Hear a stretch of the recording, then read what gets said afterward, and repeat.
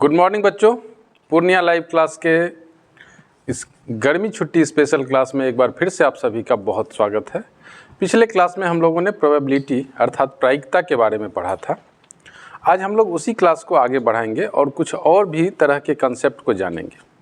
हम लोगों ने प्रायिकता के बारे में पिछली क्लास में क्या जाना था उसको बहुत शॉर्ट में जान ले जरा एक बार। प्रायिकता है क्या? तो संभावनाएं, यानी जो भी घटनाएं घटती है उसकी संभावनाओं को लेकर जो मैथमेटिक्स किया जाता है वही है हमारा प्रायिकता। जो फेवरेबल आउटकम है उसको टोटल नंबर ऑफ आउटकम से डिवाइड कर देते हैं। ठीक है, favourable outcome divided by total outcome, यही होता है किसी भी इवेंट की प्रायिकता, किसी भी इवेंट की प्रोबेबिलिटी यही होती है। ठीक है, हम लोगों ने पिछले क्लास में क्या पढ़ा था कि एक सिक्का को उछाला जाता है।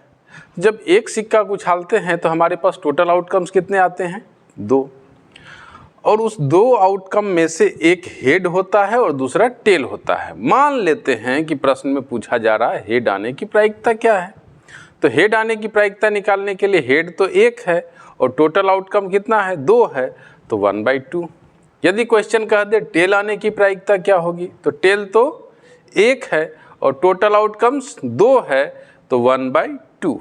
तो हमारा आंसर हो जाएगा 1/2। यानी हेड आने की प्रायिकता भी उतनी ही होगी जितनी कि टेल आने की प्रायिकता होगी। ठीक है, हम लोगों ने ये भी पढ़ा था कि प्रायिकता का जो वैल्यू होता है वो 0 और 1 के बीच में होता है। यानी कि 0 से बड़ा या बराबर और 1 से छोटा या बराबर। 0 किसकी प्रायिकता होगी? तो जो इम्पॉसिबल इवेंट होगा, जो हो ही नहीं सकता है। जैसे एक बैग में मान लेते हैं लाल कलर के कुछ बॉल्स रखे हुए हैं, लाल रंग के बॉल रखे हुए हैं और उस बैग में से अगर कहा जाए कि एक सफ़ेद कलर का बॉल निकाल के ले आओ, तो क्या ये पॉसिबल है? ये पॉसिबल नहीं है, ये इम्पॉसिबल है। और ऐसी इम्पॉसिबल घटनाओं की जो प्रायिकता होती है वो क्या होती है? 0 होती है। और दूसरा एक श्योर इवेंट, जैसे कि उस बैग में लाल कलर का बॉल है और हमसे कहा जाए कि लाल रंग का एक बॉल लेके आओ, तो कोई भी बॉल अगर हम निकालेंगे, आंख बंद करके एक हाथ डालेंगे, एक बॉल निकालेंगे, तो वो बॉल कैसा होगा? लाल रंग का ही होगा। तो इसलिए श्योर इवेंट हो गया। और श्योर इवेंट की प्रायिकता कितनी होती है? 1। श्योर इवेंट की प्रायिकता 1। और असंभव यानी कि जो श्योर नहीं है, अनिश्चित है, जो निश्चित नहीं है, उसकी प्रायिकता कितनी होती है? 0 होती है। तो प्रायिकता का वैल्यू जो है P ऑफ एन इवेंट वो कितना होगा? किसी इवेंट की प्रायिकता कितनी होती है? P of an event. आप हमेशा याद रखिएगा कि ये हमेशा 1 से बड़ा या फिर बराबर होगा या फिर 0 से छोटा या बराबर होगा। ठीक है, पिछले क्लास में हम लोगों ने पढ़ा। इसके बाद एक फॉर्मूला आप याद रखिए कि किसी इवेंट की प्रायिकता प्लस उसके नॉट की प्रायिकता, नॉट ई की प्रायिकता को अगर जोड़ दें तो कितना आएगा? 1 आएगा। और ये रिलेशन बड़ा ही यूज़फुल होता है किसी का अगर वैल्यू दिया हुआ हो नॉट निकालने के लिए। जैसे मान लेते हैं कि अगर किसी डब्बे में कुछ बॉल्स हैं रखे हुए जो लाल रंग के हैं, हरे रंग के हैं। सपोज लाल रंग के 5 बॉल हैं और हरे रंग के 15 बॉल हैं, 15 गेंद हैं। तो कुल कितना हो गया? 20। अब अगर यहाँ पे कहे कि लाल रंग की प्रायिकता बताओ, P रेड की बताओ, तो हम क्या करेंगे? 5 और बाई टोटल कितना है? 20। चाहे तो काट भी सकते हैं, तो 1/4 हमारा आंसर हो जाएगा। और वही अगर कह दे P नॉट रेड निकालने के लिए, रेड नहीं हो ये निकालने के लिए, तो कैसे निकालेंगे? तो 1 में से माइनस कर देंगे। किसको माइनस कर देंगे? 1 में से किसको माइनस कर देंगे? रेड को माइनस कर देंगे। तो 1 माइनस रेड का अभी हम लोग निकाले कितना? 1/4। इसको सॉल्व कर लेंगे तो क्या हो जाएगा? 3/4 आंसर हो जाएगा। ठीक है, तो ये रिलेशन हम लोगों को ये आज़ादी देता है कि अगर किसी इवेंट की प्रायिकता मालूम हो तो उसके नॉट निकाल सकते हैं, या नॉट मालूम हो तो उस इवेंट की प्रायिकता निकाल सकते हैं। और पिछले दिनों ऐसा क्वेश्चंस भी हम लोगों ने किया था। आज हम लोग आगे बढ़ते हैं। हम लोगों ने पढ़ा था प्रायिकता के बारे में और सारा फॉर्मूला भी देखा था, कहाँ कहाँ उसका हमारे दैनिक जीवन में उपयोग है। प्रश्नावली 14.1 के कुछ क्वेश्चंस को लिया था। और आज हम लोग आ जाए कहाँ पे, पासा, डाइस। आपको याद आ रहा होगा ये वाला चित्र देखने के बाद, लूडो से बिल्कुल आप लोग परिचित हैं। लूडो में इस तरह का एक पासा होता है जिसको हम लोग क्या करते हैं, उछालने का काम करते हैं और उसमें आए हुए संख्या के आधार पे हम लोग लूडो की गोटी को आगे बढ़ाते हैं। ठीक है, ये वही पासा है और इसी के आधार पे आज हम लोग इसी पे स्टडी करने वाले हैं कि इसको कैसे हम लोग मैथमेटिक्स में जोड़ सकते हैं। ठीक है, पासा के आधार पे आज हमारा मैथमेटिक्स होने वाला है। तो एक ठोस ये कैसा आकार का होता है, तो घनाकार होता है। यदि आपसे कोई पूछे कि पासा का आकार कैसा होता है, घनाकार, क्यूब कह सकते हैं हम लोग इंग्लिश में, क्यूब, क्यूब के शेप का होता है। जब हम बोलते हैं घनाकार तो इसका मतलब क्या है, इसकी लंबाई, चौड़ाई और ऊंचाई तीनों समान होगी, तीनों बराबर होगा। जितना लंबा होगा उतना ही चौड़ा होगा और उतना ही ऊंचा होगा। ठीक है, जिसके प्रत्येक फलक पर 1 से लेकर 6 तक की संख्याएं अंकित होती हैं। अब आप जानते हैं कि जो घन या घनाभ है उसमें कुल कितने फलक होते हैं, 6 फलक, 6 पृष्ठ होते हैं और इन 6 पृष्ठ पे 1 से लेकर 6 तक अंकित होता है। अगर 1 है तो कुछ इस प्रकार से मान लेते हैं कि उस घन का, ये सपोज कोई घन हम बना दें आपको, और इस घन में कुल कितने फलक हैं, 6 फलक हैं और उन 6 पे जो है अंकित है क्या क्या, तो वो हम आपको दिखा दें। सपोज ये पहला फलक हो गया जिस पे कि 1 डॉट है जो 1 को रिप्रेजेंट कर रहा है। ये दूसरा फलक है जिस पे कि 2 डॉट है। ये तीसरा फलक है जिस पे कि 3 डॉट रहेगा। ये चौथा फलक है जिस पे कि 4 डॉट रहेगा। ये एक फलक और पांचवा जिस पे कि 5 डॉट रहेगा जो 5 को रिप्रेजेंट करेगा। और ये छठा जिस पे कि 6 डॉट होगा और ये हमारा 6 हो गया। ठीक है, इस प्रकार से अगर हम देखें तो एक पासा में कुल आउटकम्स कितना हो रहा है, कुल आउटकम्स कितना हो रहा है, तो ध्यान दीजिए 1 2 3 4 5 6, तो कुल आउटकम्स कितने हो गए, 6। कुल परिणाम कितने आ गए, कितने आ गए कुल परिणाम, 6 आ गए। 6 परिणाम आ गए कुल हमारे पास। अब इन 6 में से अगर हमसे क्वेश्चन कह दे कि ज़रा बताइए कि 1 आने की प्रोबेबिलिटी क्या है। अब इसमें देखिए तो 1 कितनी बार है, तो आपको एक ही बार 1 दिखाई दे रहा है और कुल कितना है, 6, तो 1/6 है ना। फेवरेबल आउटकम क्या हो गया, 1। आपको मालूम है फेवरेबल आउटकम क्या होता है, जो हम लोगों को चाहिए होता है। चलिए दूसरी बात कर ले, मान लेते हैं क्वेश्चन कह दे 2 आने की प्रोबेबिलिटी क्या है, 2 आने की प्रायिकता क्या है। तो फिर से हम इसको देखेंगे कि 2 कितनी बार आया है, तो देखते हैं 2 भी एक ही बार आया है। तो यहाँ पे हम लिखेंगे 1/6। अक्सर बच्चे यहाँ पे ये भूल करते हैं और क्वेश्चन वाले भी इसी तरह से क्वेश्चन डिजाइन करते हैं कि 2 आने की प्रायिकता कितनी है, तो बच्चा यहाँ लिख देता है 2/6। क्या लिख देता है, 2/6। अब 2/6 को कैंसिल करके 1/3 लिख देता है और वो अपने मन में ही सोचता है कि हमने तो सही हल किया, जबकि ये क्या हो गया, गलत। यहाँ देखिए 2 की प्रायिकता उसको चाहिए, 2 कितनी बार आया है, तो 2 एक ही बार आया है, इसीलिए 1/6 ही होगा। अगर 3 का पूछे तो 3 भी तो एक ही बार आया है, तो 1/6। 4 का पूछे फिर 1/6, 5 का पूछे फिर 1/6, 6 की पूछ दे तो P6 आने का प्रोबेबिलिटी 6 का क्या होगा, तो हम क्या करेंगे, 6/6 लिखेंगे क्या, नहीं, 6 भी तो 1 ही बार आया है, एक ही बार 6 आया है, और बाई टोटल, तो टोटल तो 6 है, तो 1/6। क्लियर है। तो इस प्रकार से हम लोग एक पासे में आने वाले जो संख्याएं हैं उसकी प्रोबेबिलिटी निकालेंगे। अब इसी के कुछ और भी क्वेश्चंस पे हम लोग ध्यान अपना ले चलते हैं। मान लेते हैं कि प्रायिकता पूछ दे सम संख्या की। किसकी पूछ दे? सम संख्या। अब सम संख्या आप जानते हैं, वैसी संख्या जो 2 से विभाजित हो जाए, पूर्णतः विभाजित हो जाए। तो यहाँ पे देखिए तो 2 से कौन विभाजित होगा? एक 2 होगा, एक 4 होगा और एक 6 होगा। यही 3 है। कौन कौन? 2, 4 और 6। यही तीनों संख्या जो है वो विभाजित होगा। किससे विभाजित होगा? किससे विभाजित होगा? 2 से। तो अर्थात सम संख्याओं की संख्या कितनी है? तो 3। तो हमारा आंसर क्या हो जाएगा? 3/6। 3 से 6 को 2 बार में काट देंगे तो हमारा आंसर हो गया 1/2। कोई दिक्कत? ठीक इसी तरह से पूछ सकता है विषम संख्या की।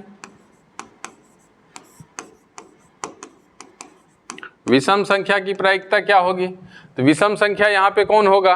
1, 3 और 5। 1, 3 और 5। 1, 3 और 5 तो कुल कितनी हो गई? 3 हो गई। और टोटल संख्या कितनी है? 5।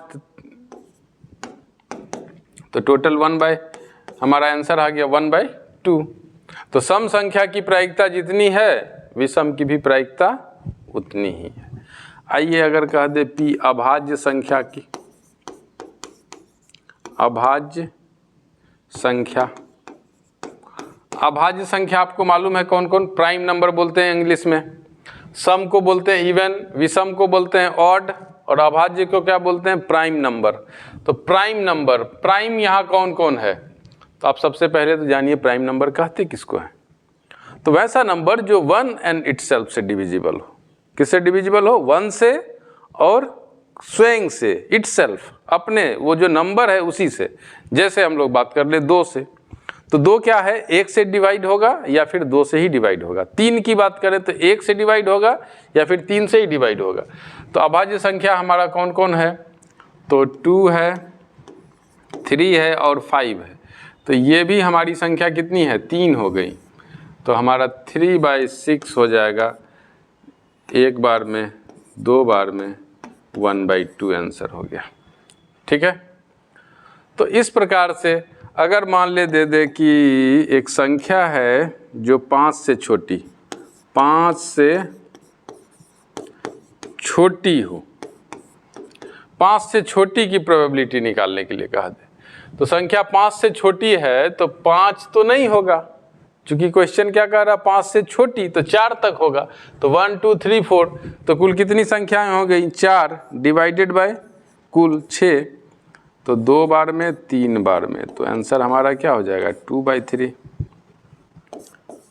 P मान लीजिए कह दे 5 से बड़ी, तब क्या करेंगे? 5 से बड़ी कह दे तब क्या करेंगे? आइए देखते हैं। 5 से बड़ी, तो 5 से बड़ी तो 6 है, सिर्फ एक ही है ना, तो क्या लिखेंगे? 1/6। आ गया समझ में? तो इस तरह से एक पासा को फेंकने पर इस प्रकार के प्रश्न आपके किताब में रहेंगे, या फिर आपके जो परीक्षा होते हैं उसके प्रश्न पत्र में इस प्रकार के प्रश्न रह सकते हैं। तो आप इसको बहुत ध्यान से पढ़िएगा और कुल आउटकम्स से हम लोग क्या करते हैं? उसको डिवाइड कर देते हैं। ठीक है, चलिए अब आगे देखें कुछ क्वेश्चंस अगर है तो। पासे में प्रायिकता, ये तो हम आपको बता ही दिया अभी आपको। अब देखिए एक पासे को एक बार फेंका जाता है, निम्नलिखित को प्राप्त करने की प्रायिकता ज्ञात कीजिए। क्या कहा? निम्नलिखित को प्राप्त करने। तो निम्नलिखित में क्या कह रहा है? एक अभाज्य संख्या। अब अभाज्य संख्या यहाँ कौन कौन होगा? अभी अभी आपको हम बताए हुए हैं अभाज्य संख्या, जरा बताइए तो कौन कौन होगा? तो 2 होगा, 3 होगा और 5 होगा। तो चूंकि क्वेश्चन कहा है अभाज्य संख्या, तो ये हमारा फेवरेबल आउटकम हो गया। और इसकी संख्या अगर हम लोग जोड़ें तो कितना हो जाएगा? 3। यानी कुल संख्याएं हमारी कितनी हो गई? यहाँ पे 3 हो गई।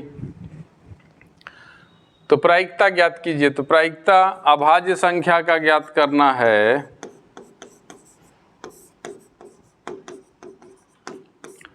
तो हमारा 3 डिवाइडेड बाय कुल कितना 6, 3 से 3 दूनी 6, यानी कि 1/2 हमारा आंसर हो गया। 1 नंबर बन गया। 2 नंबर में क्या कहा, 2 और 6 के बीच स्थित कोई संख्या, किसके किसके बीच बोला, 2 और 6 के बीच। तो 2 और 6 के बीच कौन आएगा, 2 और 6 के बीच कौन आएगा, 3 आएगा, 4 आएगा और 5 आएगा।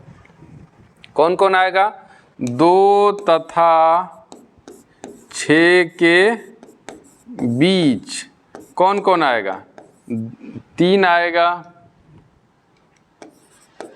4 आएगा और 5 आएगा। 3, 4, 5, यानी हमारी संख्या कुल कितनी हो गई, फिर से 3 हो गई। तो 3 हो गई, जब संख्या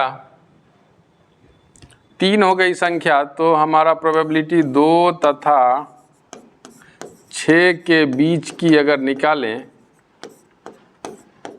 तो क्या हो जाएगा, 3/6, 3 दूनी 6, यानी कि 1/2 हमारा आंसर होगा। ये 2 नंबर बन गया। चलिए तीसरा नंबर में क्या कह रहा है, एक विषम संख्या। चलिए तीसरा भी बना लेते हैं हम लोग। विषम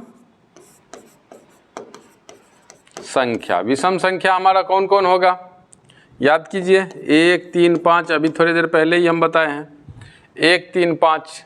अब हमको विषम संख्या का प्रोबेबिलिटी निकालना है। विषम संख्या का प्रोबेबिलिटी निकालना है तो क्या करेंगे, विषम संख्या कुल कितनी है, 3/6, 3 से 3 दूनी 6, यानी हमारा आंसर क्या हो जाएगा, 1/2। तो इस प्रकार से हम लोगों ने इस क्वेश्चन को देख लिया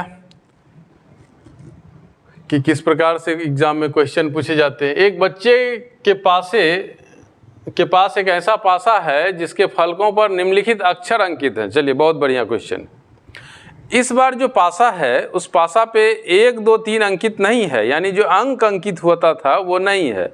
बदले में क्या है, एक पे A लिखा हुआ है, दूसरे पे B लिखा हुआ है, तीसरे पे C लिखा हुआ है, चौथे पे D लिखा हुआ है, पांचवें पे E लिखा हुआ है और छठे पे फिर से A लिखा हुआ है। क्लियर है। इस पासे को एक बार फेंका जाता है, इस पासे को क्या किया, एक बार रोल कर दिया गया।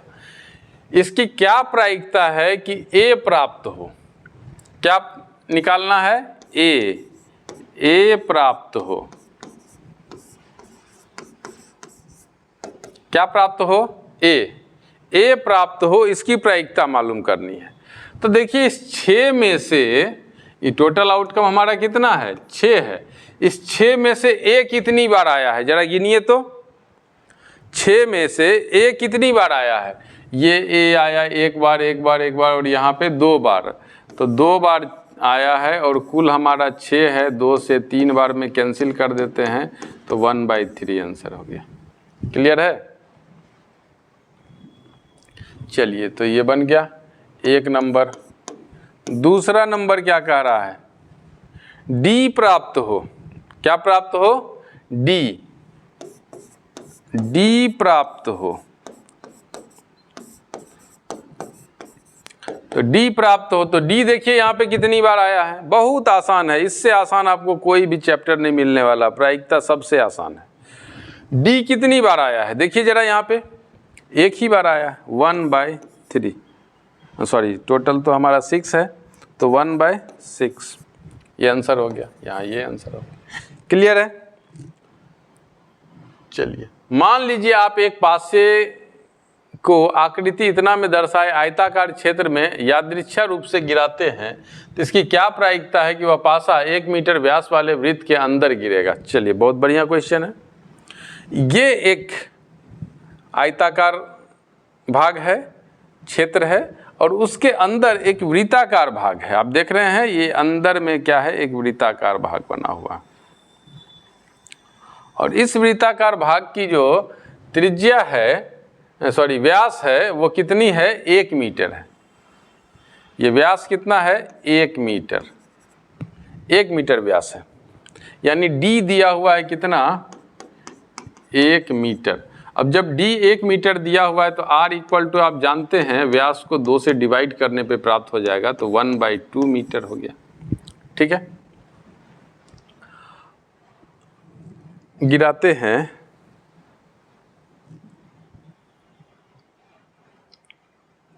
वृत्त के अंदर गिरेगा, हमको क्या मालूम करना है कि वह पासा 1 मीटर व्यास वाले वृत्त के अंदर गिरेगा, इसकी प्रायिकता हमको निकालनी है। तो हम क्या करेंगे, पहले इस आयताकार क्षेत्र का क्षेत्रफल निकालते हैं। तो आयत लिख देते हैं, या आयताकार क्षेत्र का क्षेत्रफल। तो देखिए आयताकार क्षेत्र है, क्षेत्रफल क्या होगा, लंबाई गुना चौड़ाई। लंबाई हमारा 3 है, चौड़ाई हमारा 2 है, तो 3 दूनी कितना हो गया, 6 मीटर स्क्वायर। अब इधर हम क्या निकाल लेते हैं, वृत्ताकार क्षेत्र का। वृत्ताकार क्षेत्र का क्षेत्रफल कितना हो जाएगा, पाई आर स्क्वायर। पाई के बदले में 22/7, आर के बदले में हम क्या लिख सकते हैं, 1/2 इंटू 1/2। 2 से 11 टाइम्स में कैंसिल हो जाएगा, तो 11/14 ये हमारा हो गया। ठीक है, 11/14 मीटर स्क्वायर, ये हमारा हो गया क्या, एरिया किसका, वृत्ताकार क्षेत्र का। अब हमको प्रायिकता निकालना है क्या, 1 मीटर व्यास के वृत्त के अंदर, तो PE लिख देते हैं। अब 1 मीटर व्यास के अंदर का हमारा भाग क्या है, 11/14, तो हम लोग यहाँ पे क्या लिखेंगे, 11/14 डिवाइडेड बाय 6। अब इस सब को हल कर लें तो क्या हो जाएगा, 11/14 गुना 1/6, यानी 11/84, इतना हमारा आंसर हो जाएगा, 11/84। या फिर चाहे तो हम इसका आंसर पाई के रूप में भी रहने दे सकते हैं। किस रूप में रहने दे सकते हैं, पाई के रूप में। अगर हम पाई के रूप में इसके आंसर को रखें तो हम क्या करेंगे, या लिख देते हैं, या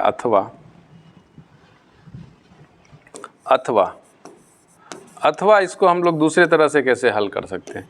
तो PE निकालना है, वृत्त का क्षेत्रफल हमारा क्या हो जाएगा, पाई आर स्क्वायर डिवाइडेड बाय ये वाला क्षेत्रफल कितना निकला है, 6। पाई के बदले में पाई ही रहने देते हैं, आर के बदले में हम क्या करें, 1/2 इंटू 1/2 बैठा दें, नीचे में 6। तो हमारा क्या हो जाएगा, पाई 1/2 इंटू 1/2 क्या हो जाएगा, 1/4, यानी पाई/4 इंटू 6, यानी कि पाई/6 चौके 24। तो ये हमारा आंसर हो जाएगा P ऑफ E। तो आप इस फॉर्म में भी आंसर को देख सकते हैं, या फिर आपका ये वाला फॉर्म भी आंसर का है, 11/84, 14×6 = 84। ठीक है, तो इस प्रकार से आप इस क्वेश्चन को देख लिए। ये सारे क्वेश्चंस जो हैं आपके सिलेबस के हैं, आपके किताब से लिए गए क्वेश्चंस हैं। आइए आगे बढ़ते हैं। ताश के पत्ते का परिचय, आप बिल्कुल परिचित हैं, ताश कार्ड्स। तो देखिए, ताश के पत्ते के बारे में कुछ मोटी मोटी बातें हम लोग जाने, बगैर उसको जाने हम अगर क्वेश्चन बनाने का प्रयास करेंगे तो हमसे गलती होने की पूरी संभावना है। यानी अगर प्रोबेबिलिटी के टर्म में बात करें तो यहाँ पे श्योर है कि गलती होना ही होना है, लगभग श्योर है, यानी 1 के करीब हमारा आंसर आने वाला है। तो इसलिए हम लोग थोड़ा सा ताश के पत्तों के बारे में जान लें। तो पहली बात तो ये जाने कि ये कुल संख्या कितनी होती है उसकी, तो कुल संख्या उसकी होती है 52, 52। एक कार्ड अगर हमारा पूरा पैक्ड है, वेल पैक्ड है, तो उस कार्ड में जो कुल पत्तियों की संख्या होगी, कुल कार्ड्स की जो संख्या होगी वो कितनी होगी, 52, 52 कार्ड्स होंगे। ये 52 कार्ड्स 2 कलर्स में डिवाइड होंगे, ब्लैक और रेड। यानी 52 को अगर हम 2 भागों में बांट दें तो 26 हिस्सा आता है एक तरफ, 26 दूसरे तरफ। यानी ब्लैक कलर के कार्ड्स की संख्या कितनी होगी, 26, 26, और रेड कलर के कार्ड्स की संख्या भी कितनी होगी, 26, यानी कि 26। यानी 26, 26 दोनों तरफ बराबर हो गया। अब देखिए, ये जो 26, 26 हैं ये बटे होंगे, लाल वाला 2 में और काला वाला भी 2 में। यानी अगर हम उसका हिसाब किताब देखें तो लाल में फिर से 2 निकल गया और काला में भी 2 निकल गया। लाल में जो 2 निकला उसको हम लोग कहते हैं पान और ईट। पान को हम लोग अंग्रेजी में कहते हैं हर्ट्स और ईट को कहते हैं हम लोग डायमंड। ठीक है। और इसमें ब्लैक वाले में हमारे पास 2 कार्ड आया, चिड़ी और हुकुम। चिड़ी को हम लोग कहते हैं क्लब्स और हुकुम को कहते हैं हम लोग स्पेड्स। तो ये हमारा 4 सूट्स है, 4 भागों में बटा हुआ कार्ड है। तो फिर से सुनिए बातों को। कुल कार्ड कितने हैं? 52, जिसमें से लाल रंग के कितने हैं? 26 और काले रंग के कितने हैं? 26। लाल में 2 भाग है, एक का नाम है पान और दूसरे का नाम है ईट, यानी 26 2 भागों में बट गया तो इसकी संख्या कितनी हो जाएगी? 13। और यहाँ भी इसकी संख्या कितनी हो गई? 13। काला भी 2 भागों में बट गया, काला कार्ड 26 था तो 2 भागों में बट गया तो इसकी संख्या कितनी हो जाएगी? 13 13, यानी 13 13 13 और ये 13, अगर इन सबको जोड़ दें तो कुल हमारा कार्ड कितना हो गया? 52। हिसाब किताब बराबर हो गया ना। 52 कार्ड्स इस प्रकार से डिवाइड होते हैं। आप इस चित्र को देख लीजिए और सब इसको पहचान लीजिए, याद रखिएगा कि हर्ट्स में हर्ट्स का किस तरह का फिगर होता है, क्लब्स का किस तरह का, स्पेड्स का और डायमंड का। हिंदी में कहें तो ईट का ऐसा, हुक्म का ऐसा, चिड़ी का ऐसा, पान का ऐसा। चिड़ी काला है, हुक्म काला है, ईट लाल है और पान भी लाल है। ये आपको याद रखना है। ठीक है। अब देखिए, ताश के पत्ते में कुल 52 पत्ते होते हैं। ये 4 प्रकार स्पेड, हर्ट, डायमंड और क्लब में बटे होते हैं। प्रत्येक प्रकार के 13 13 पत्ते होते हैं। 1 से 10 तक अंक वाले पत्ते और 3 पत्ते चित्र वाले होते हैं। ठीक है।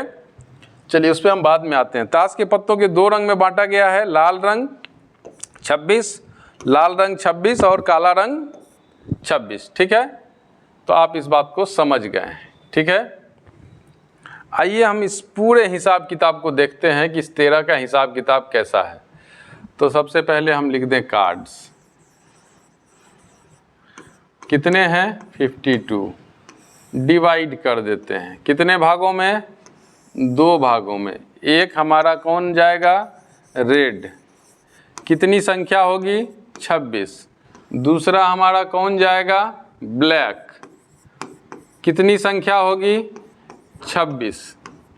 रेड में 2 भाग आएगा, रेड में 2 भाग आएगा। कौन कौन? कौन कौन? Hearts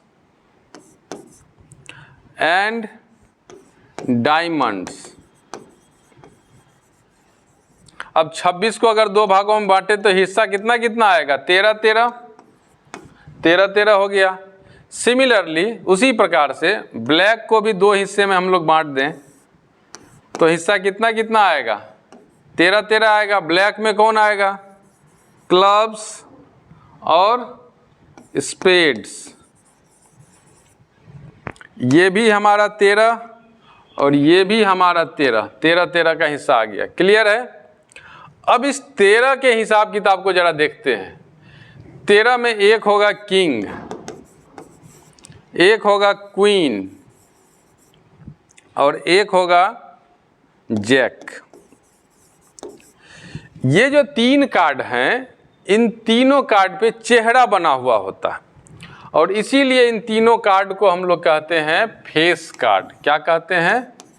face card. तो फेस कार्ड की संख्या एक भाग में कितना हो गया? 3। अगर हम हिंदी में कहें तो इसको कहते हैं किंग को बादशाह, क्वीन को बेगम और जैक को गुलाम। अब ये सभी में है। किंग, क्वीन और जैक जो है वो यहां भी होगा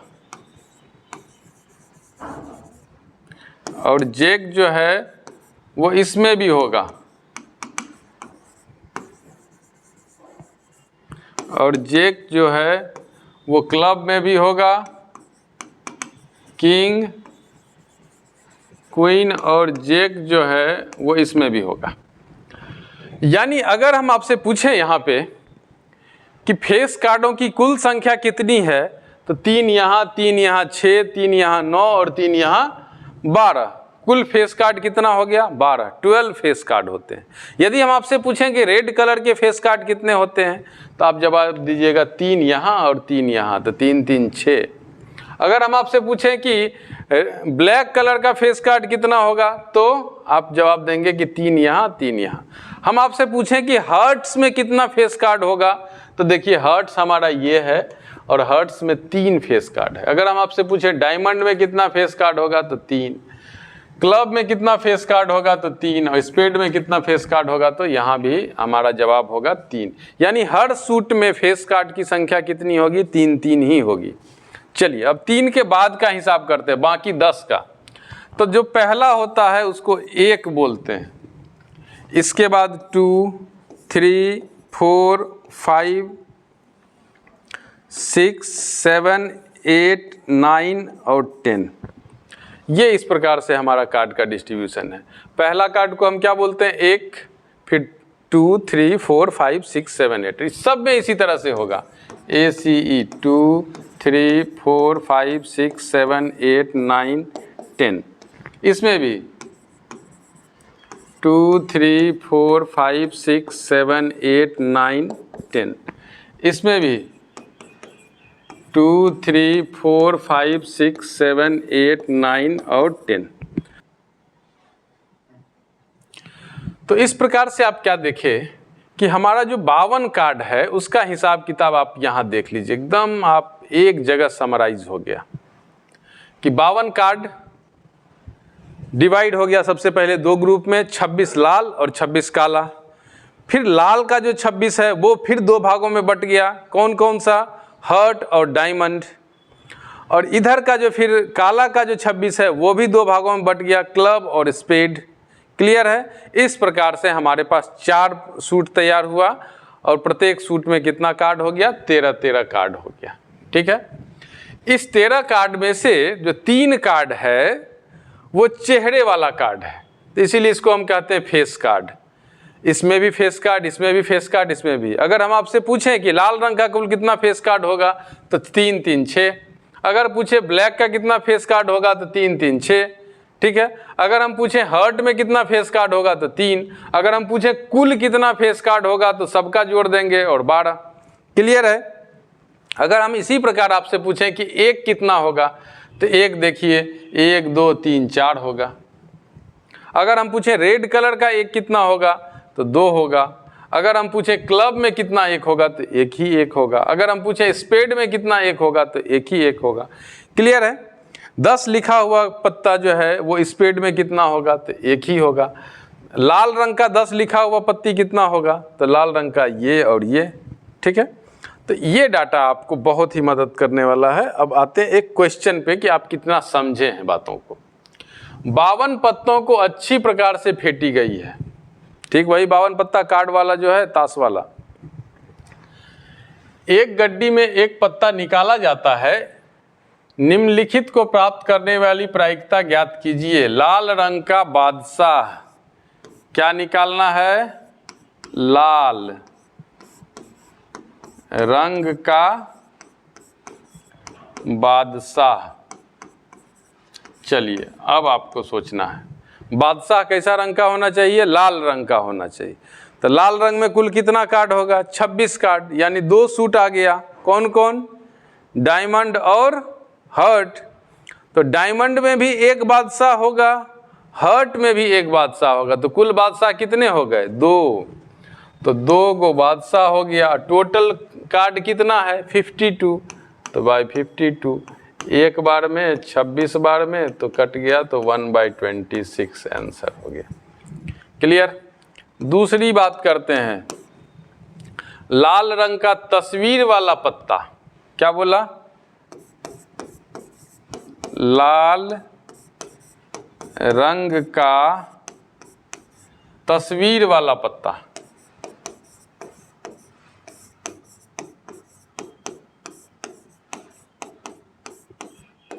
लाल रंग का तस्वीर वाला पत्ता, तस्वीर वाला पत्ता लाल रंग का कितना होगा? तो एक में 3 होता है, तो फिर दूसरे में भी 3 होगा, तो 3 3 6 हो जाएगा, 6/52 हो जाएगा। आप इसको कटाइए, तो 2 से कटा सकते हैं 3 बार में, 2 से इसको कटा सकते हैं 26 बार में, तो क्या हो जाएगा आंसर 3/26। चलिए तीसरा प्रश्न पर आते हैं हम लोग। लाल रंग, सॉरी तीसरा पे ही हम लोग आ गए थे एक्चुअली, दूसरा यहाँ पे है। एक फेस कार्ड अर्थात तस्वीर वाला पत्ता, एक फेस कार्ड, तो यहाँ हम 3 लिख देते हैं, यहाँ 2 लिख देते हैं।